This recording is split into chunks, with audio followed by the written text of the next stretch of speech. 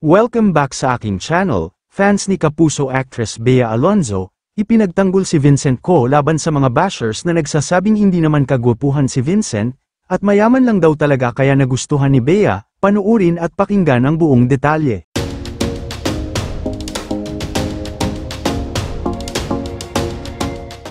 Sa kabila nga ng pagiging happy ni Bea Alonzo ngayon sa kanyang buhay pag-ibig sa negosyanteng si Vincent Co, ay may ilan pa rin talaga na pilit hinahanapan ng butas ang aktres upang mabatikos. Ngayon kasi ay unti-unti nang nilalantad ni Bea at Vincent Co ang kanilang relasyon sa publiko. Noong una ay sobrang maingat pa sila, dahil na rin sa pribadong tao si Vincent at hindi sanay ma-expose sa social media. Pero ngayon nga ay mukhang unti-unti nang nasasanay si Vincent, na humarap sa publiko kasama si Bea Alonzo, siguro na pag-isip-isip na rin ng negosyante na hindi naman maiiwasan, dahil kilalang artista ang kanyang jowa.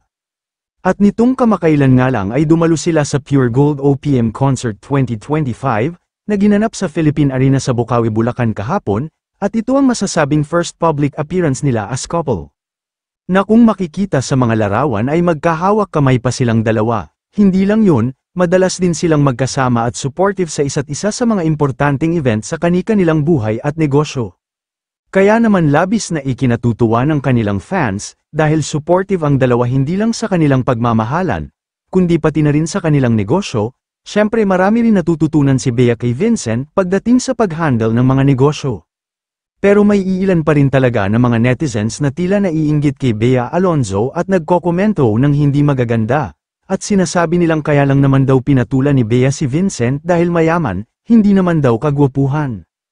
Pero pagtatanggol naman ng mga netizens, ay mayaman na si Bea, na kung tutuusin ay hindi na niya kailangan si Vincent sa kanyang buhay, dahil bilyonaryo na ito. Remember, ilang beses na daw nabasted si Vincent ni Bea, dahil hindi niya tipo ang kagaya ni Vincent, pero dahil nga sa effort nito sa panliligaw ay sinagot siya ni Bea, na kung tutuusin ay mas nakakagwapo pa nga daw ang ganitong lalaki na successful sa buhay, kesa sa gwapo lang at wala namang pangarap sa buhay.